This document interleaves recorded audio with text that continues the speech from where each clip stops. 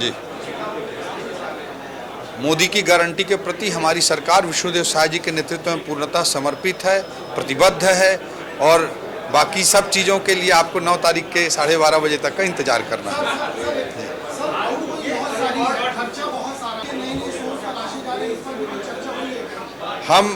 मैं मानता हूं कि वित्तीय व्यवस्था में जब आप सिस्टम को सुधारते हैं तो लोगों के, भ्रष्टाचारियों के जेब में कम पैसा जाता है और सरकार के खजाने में ज़्यादा पैसा आता है। और जब सिस्टम को आप बिगाड़ते हैं तो भ्रष्टाचारियों के जेब में ज़्यादा पैसा जाता है और सरकार के खजाने में कम पैसा आता है। दुर्भाग्य के साथ कहना चाहूँगा कि पिछले 5 सालों में कांग्रेस की, जो छत्तीसगढ़ की कांग्रेस की सरकार थी, उसने सिस्टम को बिगाड़ करके लोगों के जेब में, भ्रष्टाचारियों के जेब में ज़्यादा पैसा पहुँचाया, अपने एटीएम में ज़्यादा पैसा पहुँचाया और सरकार के खजाने में कम पैसा पहुँचाया। इसलिए रिफॉर्म एजेंडास के प्रति हम पूर्णतः समर्पित हैं और इन रिफॉर्म एजेंडास के आधार पर मैं मानता हूं कि आने वाले वर्षों में छत्तीसगढ़ में राजस्व आय में ज़बरदस्त वृद्धि होगी और उसके अनुरूप एक श्रेष्ठ वित्तीय व्यवस्था, एक बेस्ट फिनेंशियल मैनेजमेंट सिस्टम के माध्यम से हम छत्तीसगढ़ राज्य को नई ऊंचाई पर पहुंचा पाएंगे।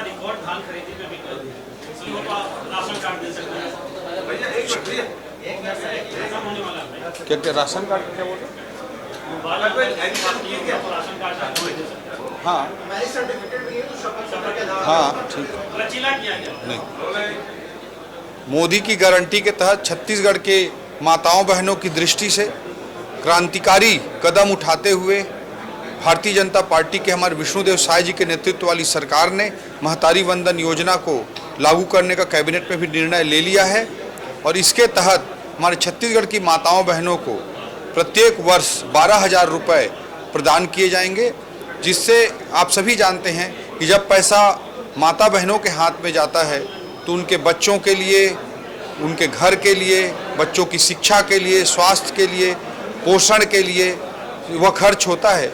इससे निश्चित रूप से महिला सशक्तिकरण भी होगा, माताएं बहनें अपने इच्छानुसार खर्च कर पाएंगी और इससे परिवार का भी पूरा एक विकास होगा। इस दृष्टिकोण से यह योजना बहुत दूरगामी बेहतर परिणामों की दृष्टि से लागू की गई है।